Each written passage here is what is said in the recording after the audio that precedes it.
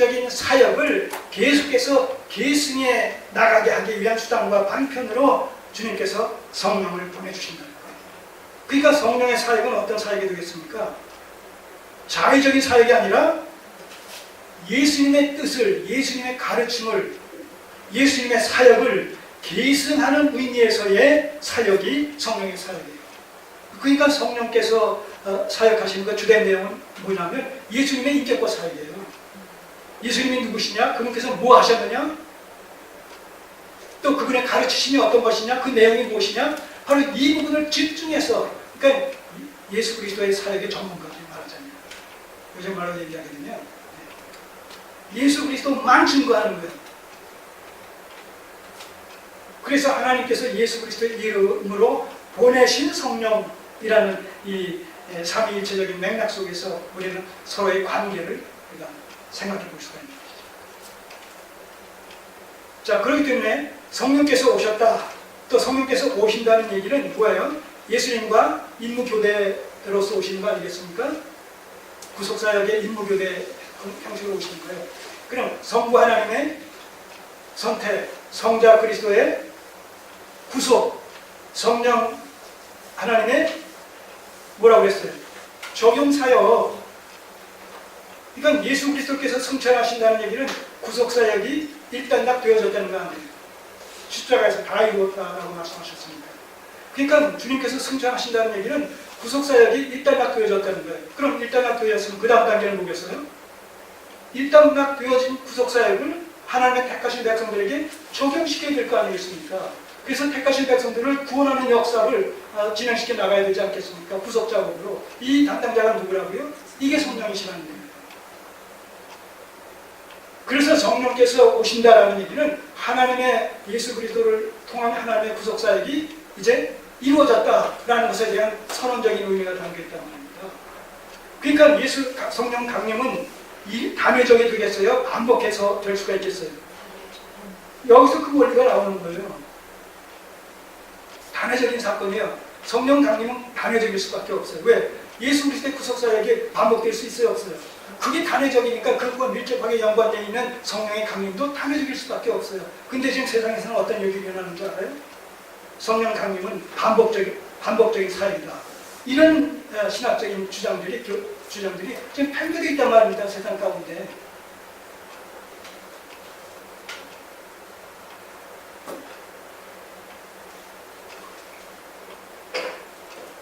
그러니까 하나를 무너뜨리면 그것과 연관된 모든 것이 무너진다는 사실을 생각해야 되는데,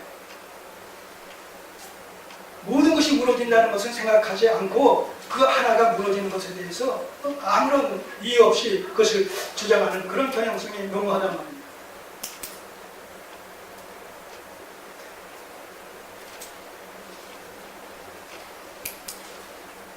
성령께서 오시면 어떻게 해요? 이 16장에 이런 말씀이 있어요. 16장 13절을 보시면 성령의 사역을 이렇게 묘사하고 있습니다. 13절이야. 그러나 진리의 성령이 오시면, 여기서 진리의 성령이라는 것은 성령에 대한 또 다른 이런 하나의 별명이라고 할까요? 왜 성령을 또 진리의 성령이라고 얘기하느냐라고 했을 때, 우리를 진리 가운데로 인도하는, 여기서 진리의 당사자는 누구겠어요? 예수 그리스도. 우리를 예수 그리스도에게로 인도하시는 분으로서의 진리의 영, 이렇게 우리가 이 진리의 영에 대해서 설명할 수가 있겠어요. 그가 오시면 그가 너희를 모든 진리 가운데로 인도하시니, 물론 이 진리는 하나님의 구속의 경륜 속에 담겨진 여러 가지 구속사적인 이런 비밀들을 얘기할 뿐만 아니라, 복음을 얘기할 뿐만 아니라 예수 그리스도의 인격과 사역에 대해서도 얘기한다, 이렇게 말씀을 드렸습니다. 진리 가운데로 인도하시니 그가 자의로 말하지 않고 오직 듣는 것을 말하시며, 자의로 말하지 않는다는 얘기예요. 바로 예수 그리스도를 증거하기 위해서 성령께서 오신다는 얘기예요. 예수 그리스도의 지상 사역을 계승하기 위해서 성령께서 오신다는 얘기예요. 그러니까 이 성령의 사역이라는 것은 예수 그리스도를 증거하는 이외의 사역을 담당하실 수가 없는 거예요. 오직 듣는 것을 말하시며 자기가 말하지 않고 오직 듣는 것을 말하시며 장래일을 너에게 알리시리라. 자, 이러기 위해서 보혜사 성령께서 오신다는 얘기예요. 다시 돌아가셔서 그 부분에 대해서 14장 26절에는 이렇게 또 부분적으로 보완된 설명이 있습니다. 26절 보혜사 곧 아버지께서 내 이름으로 보내실 성령 그가 너희에게 모든 것을 가르치시고 구속의 경륜에 관한 모든 것을 가르치신다는 거예요. 그리고 내가 너에게 말한 모든 것을 생각나게 하신다는 거예요. 때문에 지금은 주님께서 공식적으로 오시지 않았다는 이 이유 때문에 지금 제자들이 예수님의 이 구속의 경륜과 관련되어진 말씀을 들을 때에 주께서 말하자면 십자가에 달려 죽으신다라고 했을 때 그것이 단순한 죽음으로 말미암아 이 세상에서 사라지는 것으로 그렇게 이해할 수밖에 없는 그들의 연약성 때문에 주님께서 지금 이런 말씀들로 위로해 주시는 거예요. 지금은 너희들이 그렇게 미련하고 어리석은 그런 그 상태에 놓여 있을지라도 성령께서 오시면 그가 진리의 영이시기 때문에 또 보혜사이시기 때문에 너희들을 진리 가운데로 더 깊은 하나님의 구속의 경륜 가운데로 이끌으셔서 내가 말한 모든 것들, 내가 가르친 모든 것들을 생각나게 하시고 깨닫게 하시고 말미암아 이제 사도로서 복음사에게 일꾼으로서의 사명을 감당할 자로 명실 상부한 그런 자들로 너희들이 세워질 것이다. 이렇게 말씀하시는 거랍니다. 오늘 우리는 어떤 상태에 있어요? 바로 그 성령이 오셔서 우리로 하여금 예수 그리스도를 구주로 고백하게 하시고 우리 안에 이제 내주하셔서 우리로 하여금 길의 복음의 전도자로서 또 말씀의 제자로서의 사명을 감당하도록 우리를 현재 이끌어가고 계시지 않습니까? 그러니까 오늘 우리는 뭐예요? 이 말씀의 성취의 현장 속에 우리는 뭐예요? 위치해 있는 자들이죠. 이 약속의 말씀이 우리 안에 성취된 자로서 우리는 좀 살아가고 있단 말입니다. 왜 그래요? 이 말씀은 2000년 전에 약속하신 말씀, 지금 우리는 2000년 후에 지금 살고 있는 사람 아닙니까? 그러니까 이 말씀이 이미 오순절날 성취되어져서 그 성취 연장선상에서 복음이 우리에게 전해지고 우리를 구원에 이르게 하시고 우리에게 이 말씀을 깨닫게 하시고 우리들도 이제 복음의 전도자로서 복음 증거인으로서 말씀을 맡은 제자로서의 삶을 살아갈 수 있도록 이 보혜사 성령께서 지금도 역사하고 계시단 말입니다. 놀라운 사실 아닙니까? 이 성경이 그러니까 남의 얘기가 아니라는 얘기예요. 지금 우리 얘기는 내 얘기라니까요. 내게 주시는 주님의 음성, 내게 주시는 하나님의 음성, 내게 주시는 성령의 음성이시단 말입니다. 자, 계속 보세요. 16절 그가 또 다른 보혜사를 너희에게 주사 영원토록 너희와 함께 있게 하십니다. 예. 우리 안에 내주하시는데 영원토록 내주하신다. 자, 그러니까 영원토록 내주하신다는 이 내주의 개념을 우리가 물리적으로 우리의 몸 안 어딘가에 좌정에 계시다 그런 의미로 해석하면 이 해석이 안 된다는 얘기죠. 자, 이 내주의 의미는 어떤 의미로 이해를 해야 된다고 말씀드렸어요? 관계성, 관계정립. 자, 우리 한 여인과 한 남자와 여자가 서로 사랑해서 결혼을 했어요. 결혼하기 이전에는 그 두 사람 사이는 남남이에요. 그러나 결혼이라는 하나의 과정을 통해서 방식을 통해서 이제 혼례가 이루어졌다라고 하게 되면 그 다음에 어떻게 돼? 두 사람은 부부관계가 형성되어진단 말이에요. 부부관계가 형성되어지면 어떻게 해요? 영원토록 이 땅에서 사는 동안에 그리고 이 땅에서 한 사람이 먼저 떠나서 칠지라도 칠지라도 남아있는 한 사람의 마음속에는 떠난 한 사람의 남편이건 아내건의 그 전상이 이미지가 여전히 살아있게 되는 거 아니겠습니까? 우리 안에 있다, 내 마음에 품고 있다. 그 얘기는 뭐예요? 관계가 맺어져 있다는 얘기죠. 그러니까 우리 안에 성령께서 내주하신다 하는 얘기는 뭐예요? 성령과 관계가 맺어진다는 것이죠. 예수 그리스도와 관계가 맺어진다는 거예요. 하나님과 관계가 맺어진다는 거예요. 그 관계가 맺어짐으로 말미암아 한 일체가 되어지고 연합을 이룬다는 얘기가 그 이후에 계속해서 나오는 얘기의 주제들이란 말이에요. 오늘 우리는 그런 의미에서 나는 부족하고 연약하지만 나는 아주 죄성으로 말미암아 여전히 구원받은 죄인이지만 죄인의 모습으로 있지만 성령께서 내주하시고 인치시고 내주하시고 보증해 주심으로 말미암아 하나님의 자녀란 그런 이름으로 그리스도와 하나님과 여전히 일체가 되어지고 연합관계를 이루는 가운데 천상적 천상의 시민권자로서 존재하고 있다는 것이죠.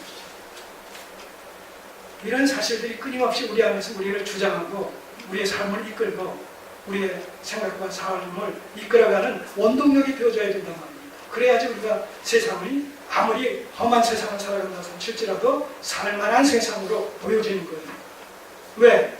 우리 그 나라가 보장되어 있으니까, 약속되어 있으니까.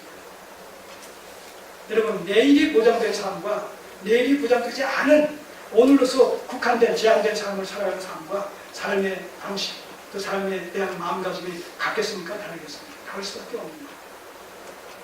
내일이 보장된 자의 삶,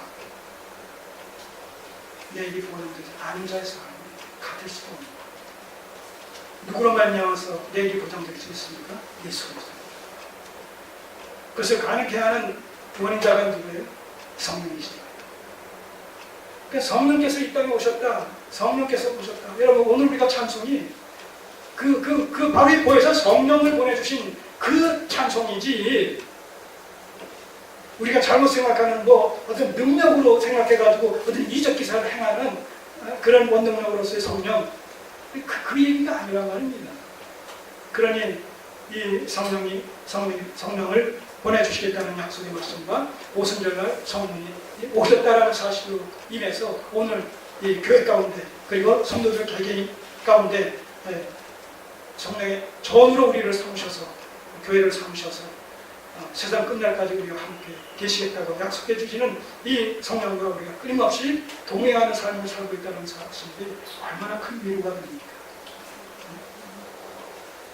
우리 어린 그 손자, 성도들이 할머니와 또 어머니와 아버지와 손을 잡고 어디 간들, 그 어디가 어디인들, 그 장소가 좋고 나쁘고가 문제가 아니라 부모와 함께 있다, 할머니 할아버지와 함께 있다, 손목을 잡고 간다, 그 품에 안겨 있다, 그 사실이 그 얘기는 뭐예요? 위로가 됩니다. 힘이 된단 말입니다. 능력이 된단 말입니다. 어디 있는 것은 문제가 안 된단 말이죠. 오늘 우리가 마찬가지입니다. 현실을 살아가면서 우리에게 부딪히는 어떤 상황, 어떤 경우, 그것이 문제가 아니라 하나님께서 나와 함께 하신다.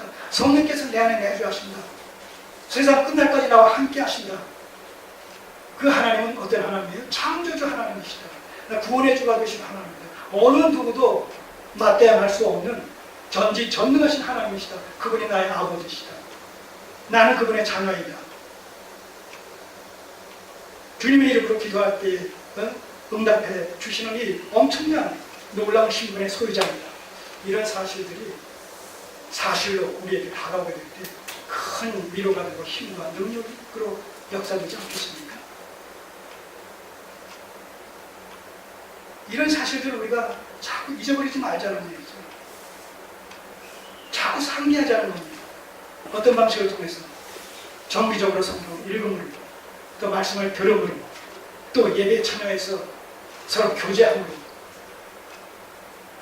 그래서 주일날 한번 참석하는 거고 참석하지 않는 것과, 이 말씀을 듣는 것과 듣지 않는 것과 얼마나 엄청난 차이가 있는지 몰라요. 영적으로. 왜냐하면 세상이 가만둡니까? 우리를? 안 두잖아요. 끊임없이 빼앗아가잖아요. 그런 가운데서 말씀을 지속적으로 공부받지 않으면 세상을 이길 힘을 알게 모르게 상실해 간다는 거예요. 그러니까 할 수만 있으면 자주자주 모여야 된다는 거예요. 이유가 거기 있는 거예요. 물론 이유가 있어서 못 모을 수 있어요. 그거 지금 제가 탓하는 거 아니고.